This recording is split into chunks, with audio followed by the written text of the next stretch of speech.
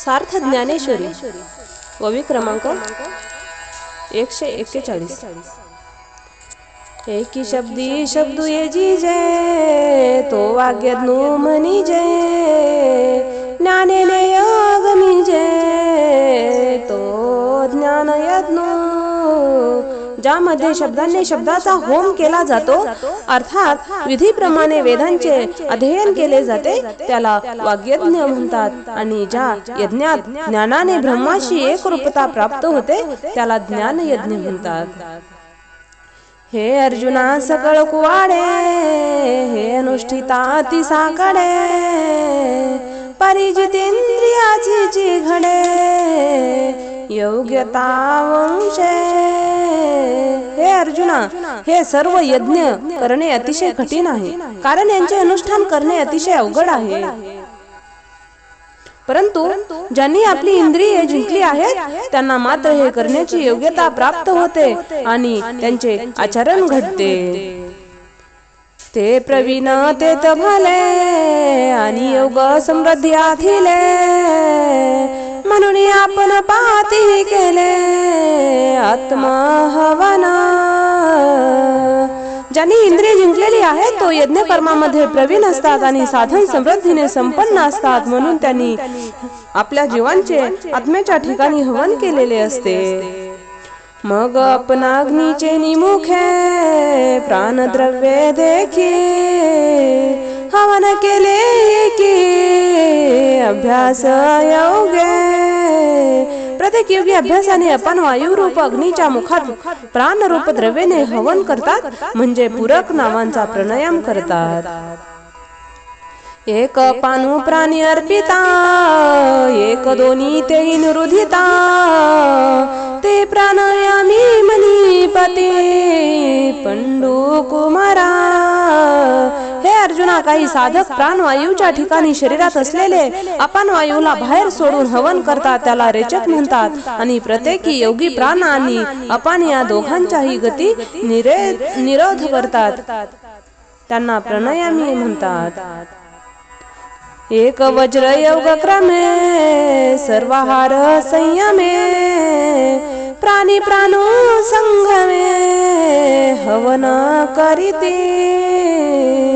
प्रत्येक योगी वज्रासनादिक हठ योगाच्या क्रमाने आहाराचा संयम करतात आणि प्रयत्नाने प्राण्यांच्या ठिकाणी हवन करतात।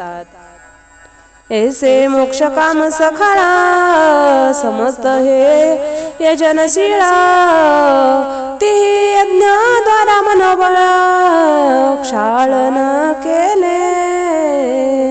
याप्रमाणे हे सर्व यज्ञ करणारे मोक्षाची इच्छा करतात। यज्ञ करणे हा त्यांचा स्वभाव आहे आणि त्या यज्ञाच्या आधारे मनातील सर्व प्रकारचे दोष घालविलेले असतात। जया विधा जात जाळीता जे उरले निज स्वभावता जेथे अग्नी आणि होता उरेची ना। त्यांनी सर्व प्रकारचे अज्ञान नाहीसे केल्यामुळे स्वाभाविकपणे मुळेच शुद्ध स्वरूप शिल्लक राहते। तेथे अग्नी व यज्ञ करता हा कोणत्याही प्रकारचा द्वैतभाव शिल्लक राहत नाही। विचार तेथ नरी गे हेतू तेथ न निगे जे द्वैत दोष संगे लिपेची ना। ज्या ठिकाणी यज्ञ करण्याची इच्छा पूर्ण होते आणि यज्ञक्रिया संपून जातात आणि तेथून क्रिया या मागे परतून ओसरून जातात। विचार तेथ नरी गे हेतू तेथे न निगे जे द्वैत दोष संगे लिपेची ना। ज्या ठिकाणी कोणत्याही विचारांचा प्रवेश होत नाही कोणत्याही इच्छेची स्पर्श होत नाही ते द्वैत दोषांच्या संगतीने कधीही लिप्त होत नाही। ऐसे अनादि सिद्ध चोखटा जे ज्ञान यज्ञ वसिष्ठा ते सेविती ब्रह्मनिष्ठा ब्रह्माह मंत्रे। असे हे अनादि सिद्ध परिशुद्ध आणि ज्ञानरूपी यज्ञामध्ये शिल्लक राहिलेले ब्रह्मा असते आणि ब्रह्मनिष्ठ लोक हे अहम ब्रह्मासी म्हणजे मी ब्रह्मा आहे या मंत्राचे सेवन करतात म्हणजे ब्रह्माशी एकरूप होतात। ऐसे शेषामृत्य घाले की अमर्त्य भाव आले म्हणून ब्रह्माती झाले अनायासे। याप्रमाणे यज्ञाचे शिल्लक राहिलेले ज्ञानरूप अमृत प्राशन करून ते तृप्त होऊन अमर होतात, ते सहजच ब्रह्मत्व पावतात। एरा विरक्ती माळा न घालीची जया सामग्रीची सेवा न घडीची जय योगू न करिता ती जन्मले साते। जन्माला येऊन ज्यांना संयमरूपी अग्नीचा उपासना घडत नाही आणि तो योग यज्ञही करत नाहीत त्याला कोणत्याही विरक्ती माळ घालत नाहीत। जया ऐसी अधिक धड नाही तयाचे परत्र पुससी काही म्हणून असे हे गोठी पाही पंडू कुमारा। हे अर्जुना, ज्यांचे इहलोकामध्ये आचरण विचार उच्चार सात्विक नाही त्यांना परलोकात मिळेल काय म्हणून यांच्याविषयी बोलणे नको।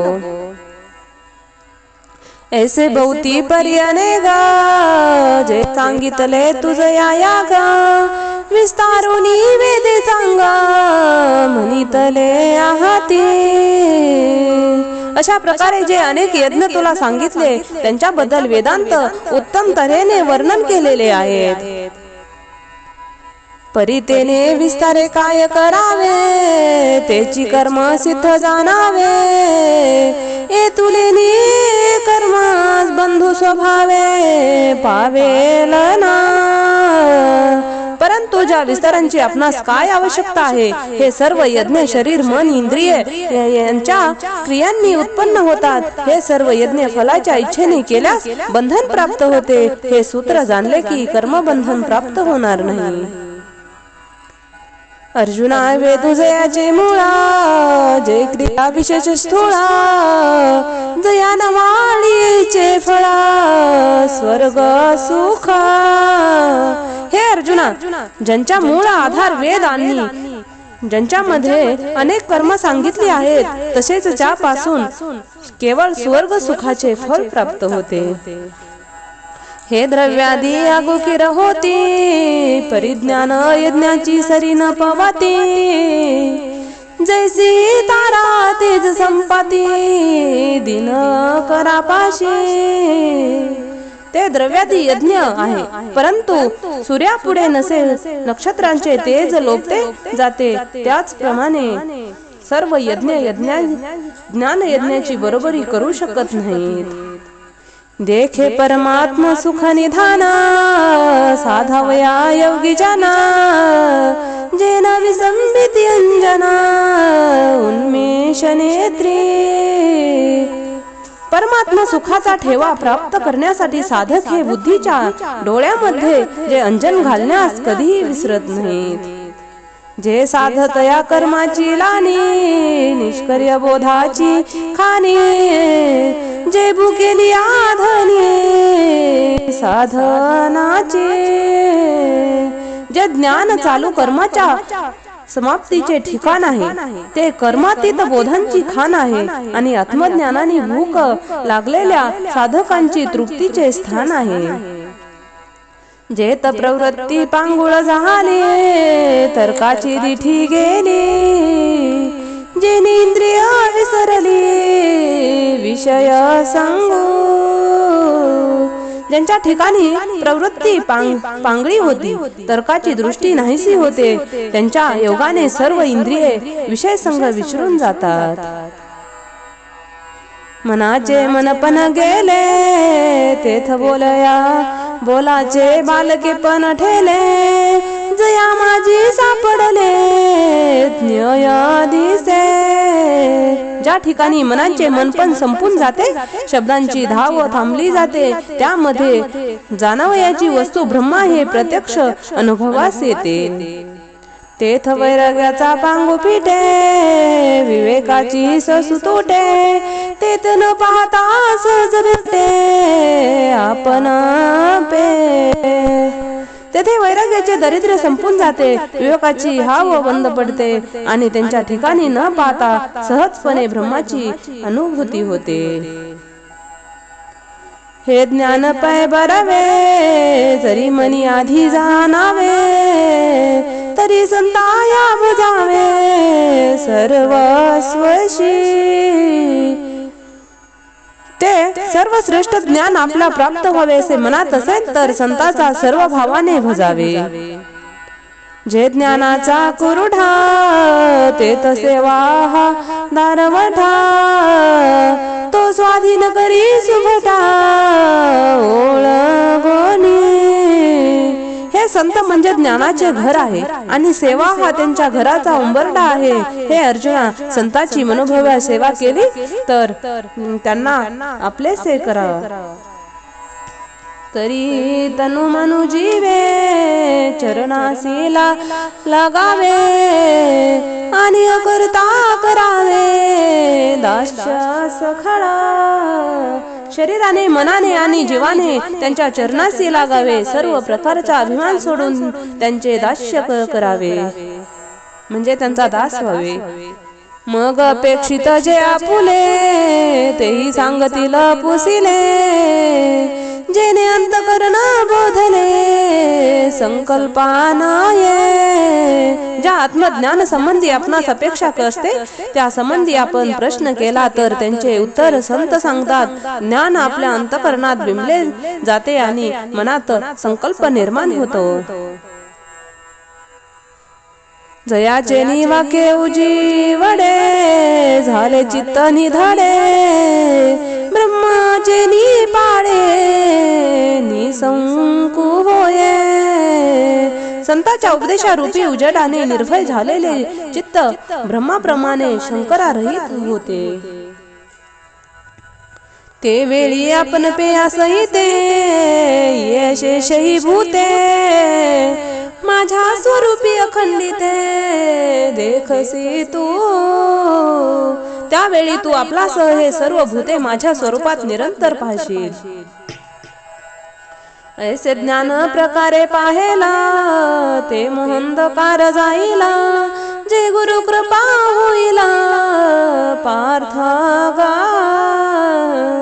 हे पार्था, अशा प्रकारे सद्गुरूंची कृपा होईल, त्यावेळी तुझ्या अंतकरणात ज्ञान प्रकाश उदयाला येईल आणि मोहरूपी अंधकार नाहीसा होईल.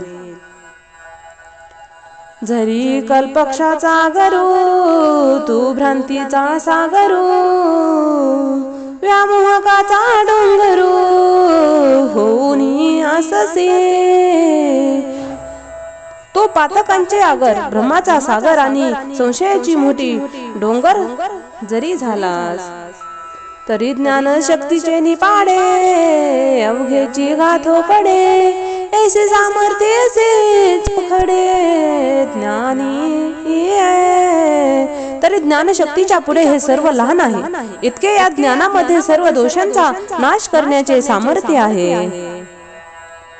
देख विश्व ब्रह्मायसा, तो अमृताचा कवळसा, तो ज्ञानाची प्रकाशा पुरेची ना. निराकार ब्रह्मांची पडछाया म्हणून असणारा हा तू विश्वासाचा पसारा, तो ज्ञानाच्या प्रकाशाला पुरेसा पडत नाही, म्हणजे ज्ञान झाले असता संपूर्ण विश्व ब्रह्म नाहीसे होऊन जाते. तया कायसे हे मनोबाळू, ते बोलताची अति की ढाळू, नाही येणे पाडे ढिसाळू तुझे जगे. त्या दिव्य ज्ञानाच्या पुढे मनातील दोष घालविणे म्हणजे काय आहे, पण अति तुलना करणेही योग्य नाही, कारण या जगात यांच्यासारखे महान असे दुसरे कोणी नाही.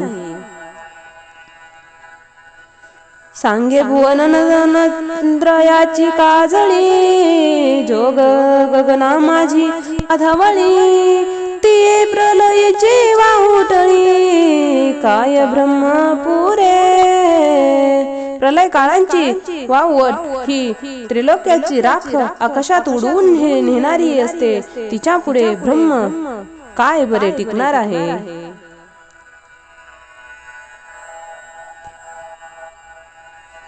की पवनाचे निकोपे पाणीची झोपळी पे तो प्रणयानळू दाडा पे ध्रुवने काष्टे काही अथवा वाऱ्यांच्या शोभाने भडकला असता तो पाणी सुद्धा जाळून टाकते. प्रलया काळाचा अग्नी गवत आणि काष्टे यांनी दडपला जाईल काय.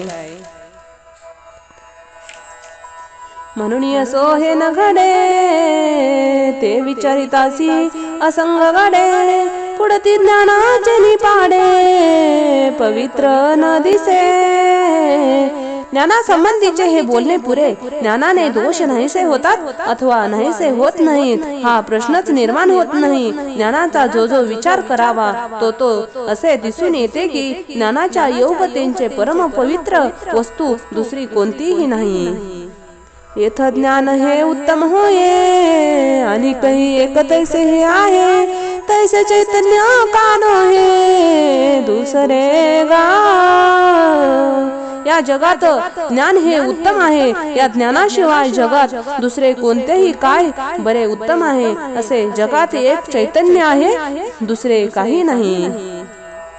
या महातेजाचे निकसे जरी चोखाळू प्रतिबिंब दिसे कागी वसिले किवसे आकाश सूर्याच्या सकोटीला लावून पाहता त्यांचे प्रतिबिंब जर तेजस्वी आहे असे दिसून येईल किंवा आकाशाला आपल्या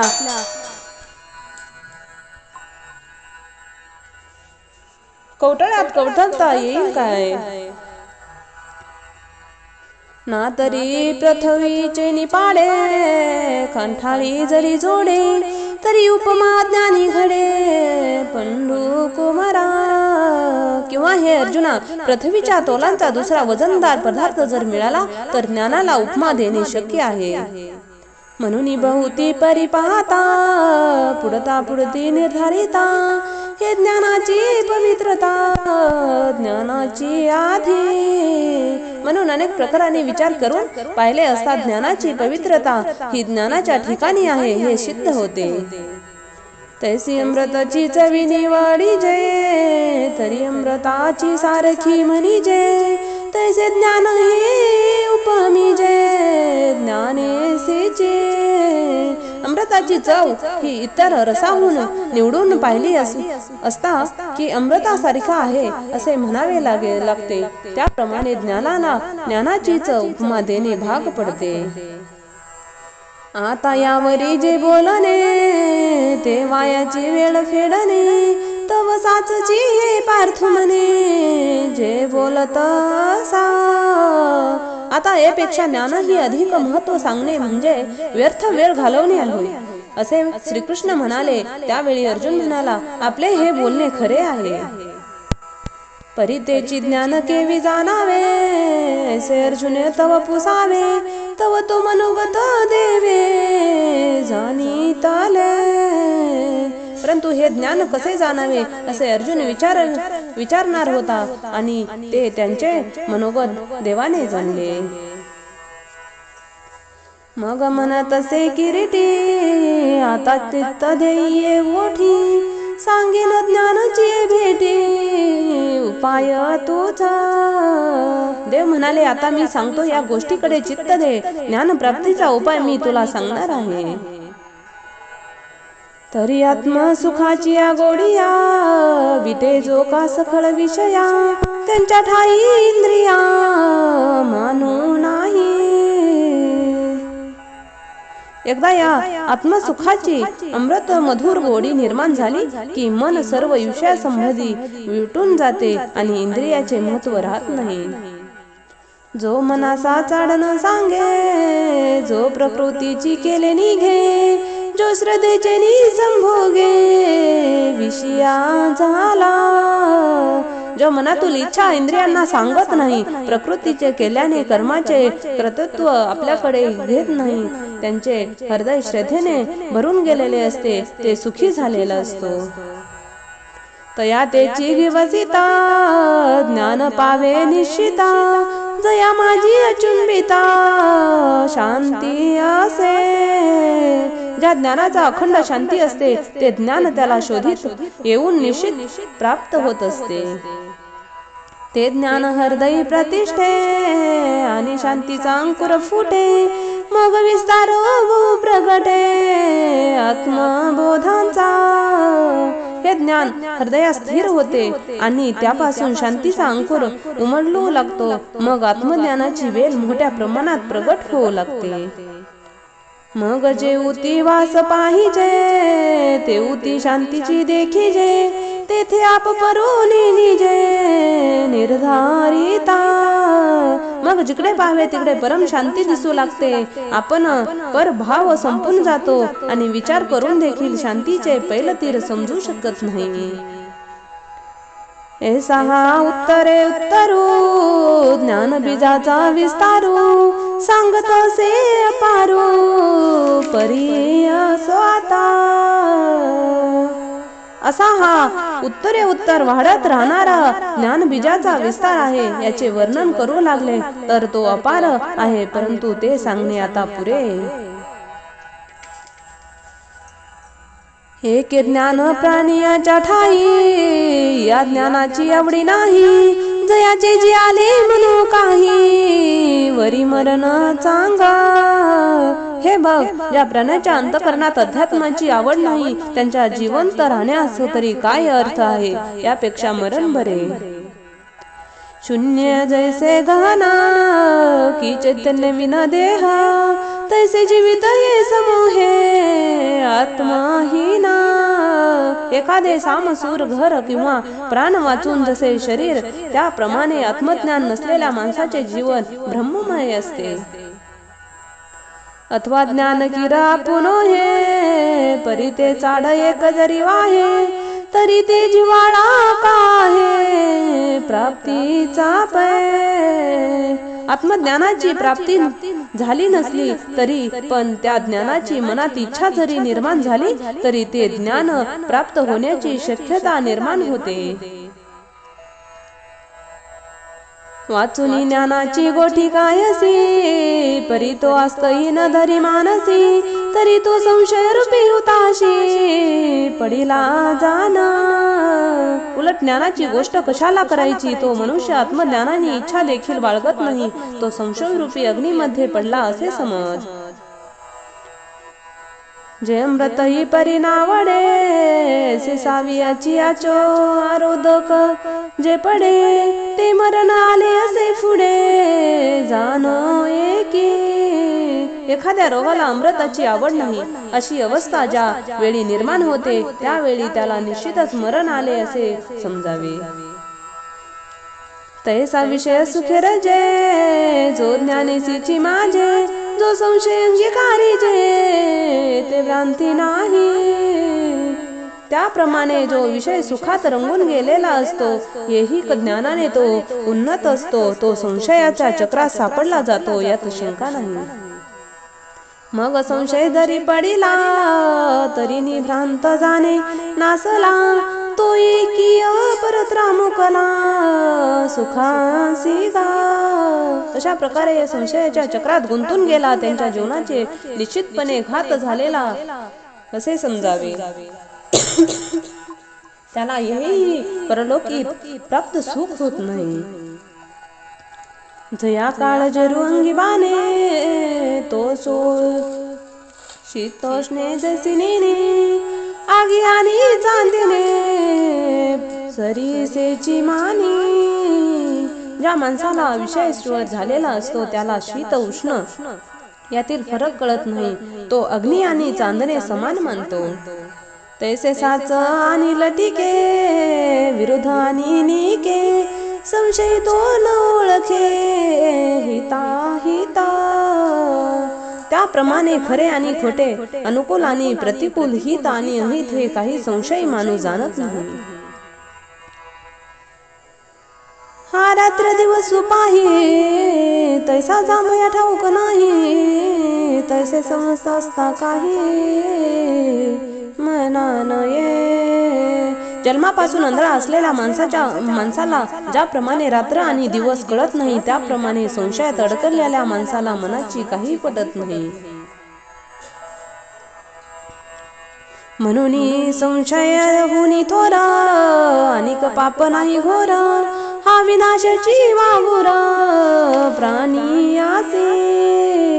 म्हणून संशयासारखे मोठे दुसरे पाप नाही, कारण हा संशय प्राण्याच्या सर्वनाशाचे जाळे आहे.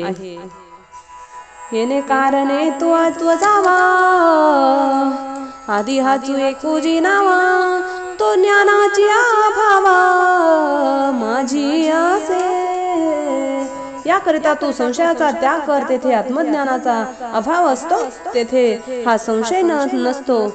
प्रारंभी त्याला जिंकावे. जे अज्ञानाचे गडद पडे, हे हा बहुवसमनी वाढे, म्हणून सर्वता मार्ग मोडे विश्वासाचा. तेव्हा अज्ञानाचा गाढ अंधकार पसरलेला असतो, तेव्हा हा संशय मनामध्ये वाढत जातो, म्हणून परमेश्वरावरील परम श्रद्धेने मार्ग बंद पडतो. हृदयाची न समाये, बुद्धी ते घेवसुनी ठाये, ते संशयात्मक होये लोकत्रय. हा फक्त हृदय व्यापून राहतो असे नाही, तर बुद्धीलाही व्यापून टाकतो. त्यावेळी त्याला तिन्ही लोक संशयात्मक दिसू लागतात. ऐसा जरी थोरावे, तरी उपाय एके अंगावे, जरी हाती उये बरवे ज्ञान घडग. संशय एवढा जरी वाढला गेला, तर तो एका उपायाने जिंकला जातो. उत्तम प्रकारचे ज्ञान खडक जर हाती असेल, तरी येणे ज्ञान क्षत्रे तिखटे, निखळू हानी वाटे, मग निशेष खता फिटे मानसीचा. तर त्या तीक्ष्ण अशा ज्ञान खडगांनी हा संशय संपूर्ण नाश पावतो, मग मनातील इतर दोषही नाहीसे होतात. या कारणे पार्था उठी वेगी परता, नाचू करुनी हृदस्था संशयासी. याकरिता हृदयात असलेले संशयाचा नाश होऊन, हे बलशाली अर्जुना, तू लवकर युद्धासाठी तयार हो. ऐसे सर्वज्ञाचा बापू, जो श्रीकृष्ण ज्ञान दीपू, तो म्हणी तसे संप्रोपो एके राया. संजय धृतराष्ट्रास म्हणाला, राजा, एक सर्व ज्ञानाचे जनक हे ज्ञानदीप श्रीकृष्ण भगवान अशा प्रकारे मोठ्या कृपेने अर्जुनास म्हणाले. तव या पूर्वापार बोलाचा विचार करुणी कुमार पंडूचा, ऐसा प्रश्न अवसरीचा करिता होईला. तेव्हा भगवान श्रीकृष्णाच्या आताचा मागील बोललेल्या तत्वज्ञानाचा विचार करून अर्जुन हा समयोचित प्रश्न करेल. ते कथेची संगती, भावाची संपत्ती, रसाची उन्नती, मनी पेल पुढा. ती एक संग कथा अनुभवाच्या संपत्तीने व रसांच्या उत्कृष्टाने पुढे सांगण्यास येईल. जयाची आबरसे पाणी, की जे 8 रसांची ओवाळणी, जो संजयाची आयनी विसावा जगे. त्यांच्या सात्विकपणावरून विविध प्रकारच्या 8 रसांची ओवाळणी करावी, आणि तो या जगामध्ये सज्जनांच्या बुद्धींचे विश्रांतीचे स्थान होय. तो शांतीची अभिनवेला, ते परी असा मराठे बोला, ते अमृताहुनी सखोला अर्थ भरिता. तो शांतरस पुढील कथेमध्ये नाविन्यपूर्ण भावाने प्रगट होईल. ते सागरापेक्षा गंभीर आणि अर्था पूर्ण आहेत असे मराठी बोल ऐका. जैसे बिंब तरी बचकेची एवढे, परिप्रकाशाची त्रिलोके थोकडे, शब्दाची व्याप्ती निपाडे अनुभवावी. जैसे सूर्यबिंब आकाशात छोटे जरी दिसले तरी त्यांच्या प्रकाशाला त्रिलोक्य देखील अपुरे पडते, त्याचप्रमाणे मराठी शब्दांची व्याप्ती महान आहे यांचा अनुभव येईल. ना तरी कामी तयाची इच्छा, फळे कल्पवृक्ष जैसा, बोलू व्यापकी होय तैसा, तरी अवधान द्यावे. किंवा कल्पवृक्ष जसा माणसाच्या मनातील इच्छा पूर्ण करतो, तसे हे बोल अंतिम सत्य जाणण्याची इच्छा पूर्ण करणारे आहेत. यासाठी या शब्दाकडे एकाग्रतेने लक्ष द्यावे. हे असो काय म्हणावे, सर्वज्ञ जाणती स्वभावे, तरी निके चित्त द्यावे, हे विनंती माझी. श्रोते हो, या संबंधी अधिक काय सांगावे. आपण सर्वज्ञ आहात म्हणून एकाग्रतेने लक्ष द्यावे ही माझी आज्ञा नसून विनंती आहे असे समजावे. तेथ साहित्य आणि शांती, हे रेखा दिसे बोलती, तैसा लावण्य गुण कुलवती आणि पतिव्रता. जशी एखादी स्त्री लावण्य गुण आणि कुळ याची संपन्न व पतिव्रता असावी, त्याचप्रमाणे या बोलण्याच्या पद्धतीमध्ये सर्व अलंकार व शांती भरलेली दिसेल. आधीची साखर आवडे, तेची जरी ओखादी जोडे, तरी सेवा विना का कोडे. नावा नाव, आधी साखर आवडते आणि तीच जर औषधीच्या रूपाने मिळाली तर ती आवडीने पुन्हा पुन्हा या सेवन करू नये. सहजे मलया नीलो मंद सुगंधो, तयामृताचा होय स्वादू, आणि तेथ तेथ जोडनाधो, जरी दिव्यगता. मलय पर्वतावरील वारा सहजच मंद व सुगंधी असा वाहत असतो. त्याला जर अमृताची गोडी प्राप्त झाली आणि त्या ठिकाणी जर मधुरता स्वर देवगतीने लाभला, तरी स्पर्श सर्वांगणी ववी, स्वादे जिवेसी नाचवी, देवीची काना करवी, म्हणून बापू माझा. तर तो वारा आपल्या शरीरामध्ये स्पर्शाने शांत करतो, गोडीने जिभेला संतोष लाभतो आणि सुमधुर स्वर श्रवण केल्याने कानाकडून धन्य माझा बाप अशी वाहवा मिळते. तैसे कथेंचेही ऐकणे, एक श्रवणसी होय पारणे, आणि संसार दुःख मुळवणे, प्रकृते विना. त्याचप्रमाणे या गीता कथेच्या श्रवणाने होणार आहे. एक तर कानाचे पारणे फिटेल आणि दुसरे म्हणजे अनायासे संसारातील दुःख पूर्णपणे नाहीसे होईल. जरी मंत्रेची वैरी मरे, तरी वाया का सांभावी कठोरे, योग जाय दुधे साखरे, तरी निंब का पियावा. मंत्राने जर शत्रू मृत्यू पावत असेल तर कमरेला कटाक्षी का बरे बांधाव्यात. दुधाने व साखरेने रोग नाहीसा होत असेल तर कडुलिंबाची काय गरज आहे. तैसा मनाचा मारू न करिता, आणि इंद्रिय दुःख न देता, येथ मोक्ष असे आयता, श्रवणाची माझी. त्याप्रमाणे मनाचा विरोध न करता, इंद्रियांना कोंडून दुःख न देता, केवळ एकाग्रतेने श्रवण केल्यामुळे आयताच मोक्ष प्राप्त होतो. म्हणून याथिलिया आरानुका, गीतार्थ हानिका, ज्ञानदेव म्हणे ऐका, श्री निवृत्ती दासो. म्हणून उत्कृष्टेने मन एकाग्र करून गीतेचे श्रवण करावा असे श्री निवृत्तीनाथांचे शिष्य ज्ञानदेव महाराज म्हणत आहेत. 4था अध्याय समाप्त. रामकृष्ण हरी.